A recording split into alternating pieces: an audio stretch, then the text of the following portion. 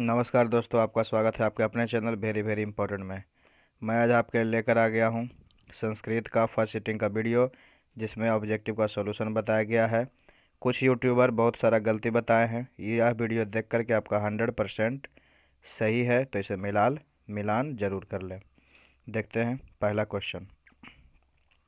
Up उपसर्ग से कौन सा शब्द बनेगा? तो अप उपसर्ग से उपशब्द बनेगा अपकर्ष। दूसरा देखेंगे, अजह प्लस टाप तो हो जाता है अजा, ऑप्शन नंबर बी। तीसरा देखेगा, गमनम में कौन सा प्रत्यय है? तो गम प्लस ल्यूट जब होता है तो बन जाता है गमनम। ल्यूट बदलता है अनम में, तो गम में जोड़ दीजिएगा तो बन जाएगा गमनम। फिर देखेंगे, क्री धातु के लोट लकार मध्यम पुरुष तो हो जाता है कुरु। फिर देखिएगा पांचवा क्वेश्चन, बैर से बैर का समन क्या है? तो असंभव। विजयांका का काल किस शतक में माना जाता है? तो अष्टम शतक, ऑप्शन नंबर डी। फिर है, भोजन कृतम वाक्य के रिक्त स्थान में कौन सा पद सही होगा? तो महियम, ऑप्शन नंबर ए। फिर देखेंगे, परपीड़न किसके लिए होता है? तो पाप के लिए। विदुत्सु किस शब्द का रूप है? तो विद्वंस का। कुछ लोग विद्वान कहते हैं, विद्वान नहीं होगा। विद्वंस बदलता है विद्वान में, इसका मूल शब्द होता है विद्वंस, जो बदलेगा विद्वत्सु में। ठीक है।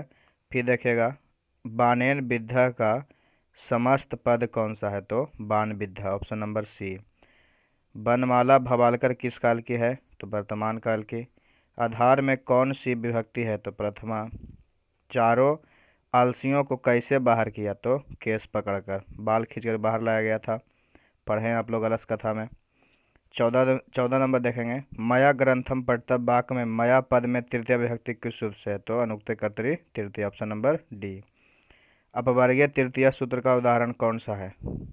तो ऑप्शन नंबर डी, तेन मासेन व्याकरणम पठितन। फिर है, घर में लगी आग को देखकर कौन लोग पलायमान हो गए, यानी कौन भाग गए? तो धूर्त लोग भाग गए थे और चार आलसी वहां पर सोए हुए थे। फिर देखेंगे, भव किस लकार का रूप है? तो भव है लोट लकार का, 17 का हो जाएगा सी। फिर देखेगा, देव प्लस त्वा में कौन सा शब्द बनेगा? तो देवत्वम, ऑप्शन नंबर बी। वेद रूपी शास्त्र क्या है? तो वेद रूपी शास्त्र हो जाता है ऑप्शन नंबर डी, भृत्य। फिर देखेंगे 19 नंबर, चलिए 19 नंबर का क्वेश्चन आंसर न हो जाएगा बी, नित्य पर मारेंगे, ऑप्शन नंबर बी पर। फिर देखेगा 20वां क्वेश्चन, नारी में कौन सा स्त्री प्रत्यय है? तो नारी में डिन प्रत्यय है।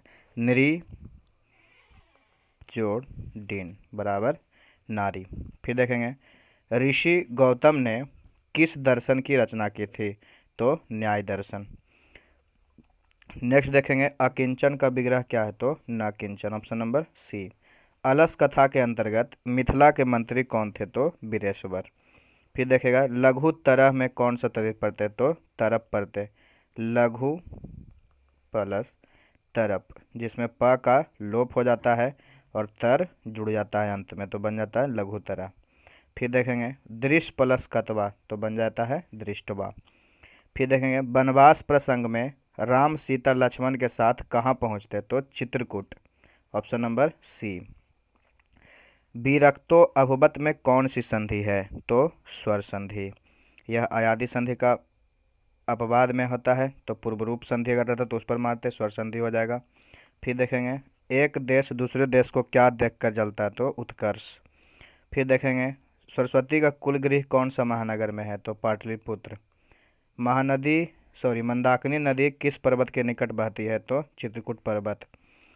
ऋषियादि प्रणीता को क्या कहते हैं? तो कृतक।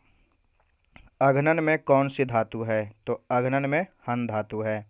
फिर है, बारहमेरी द्वारा रचित कौन सा ग्रंथ है? तो बृहत संहिता।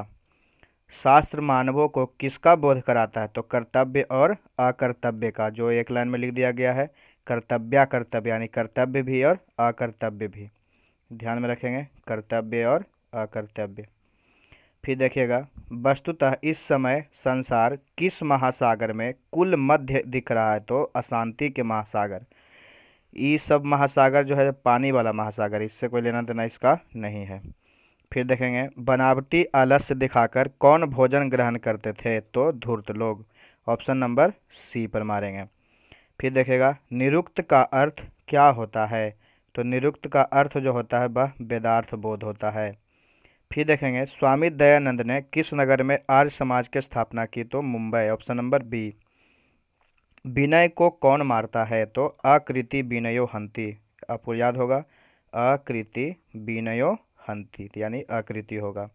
फिर देखेंगे दुख का विषय क्या है, तो अशांति। फिर है तनभंगी में किन किन वर्णों का मेल हुआ, तो उ प्लस अ। उ प्लस अ मिलकर क्या बनता है, व बनता है। पहले वीडियो मेरा बताया गया है, उसको देख सकते हैं। फिर है मातुः किस विभक्ति का रूप है, तो मातुः जो है ये पंचमी विभक्ति का हो जाएगा, तो ऑप्शन नंबर बी भी मार सकते हैं। छठी विभक्ति भी होता है, इस पर भी मार सकते हैं, तो ऑप्शन नंबर बी या डी। फिर देखिएगा लता शब्द के चतुर्थी एक वचन का रूप कौन सा है। लता शब्द के चतुर्थी एक वचन का वचन का रूप कौन सा है, तो लताय। ऑप्शन नंबर सी पर मारेंगे। फिर है आधुनिक काल की संस्कृत लेखिकाओं में कौन प्रसिद्ध है, तो क्षमाराव। फिर देखेगा नरक के द्वार कितने प्रकार के हैं जिनसे व्यक्ति का नाश होता है, तो 3 प्रकार के। फिर देखेगा नरकस्य द्वारम त्रिभी, तो 3 को होता है नरक के 3 द्वार। काम क्रोध लोभ, आपको याद होगा काम क्रोध और लोभ, ये 3 को द्वार हैं। फिर देखेगा पराभव पद में कौन सा उपसर्ग है, तो परा। पाटलिपुत्र का इतिहास कितने वर्ष पुराना है, तो 2500 वर्ष पुराना है, लेकिन इसमें 2500 कोई आंसर नहीं है, तो इसका कोई आंसर हम नहीं बताएंगे। फिर देखेगा अनुरूपम किस समास का उदाहरण है, तो अनुरूपम जो है वह है अव्ययी भाव समास। तत्पुरुष समास का उदाहरण कौन सा है, तो काकबली। Option number A.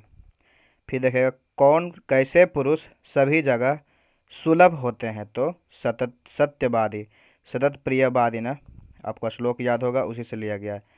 तो वीडियो को पूरा देखने के लिए बहुत बहुत धन्यवाद। ऐसे ही वीडियो मैं लाता रहता हूँ।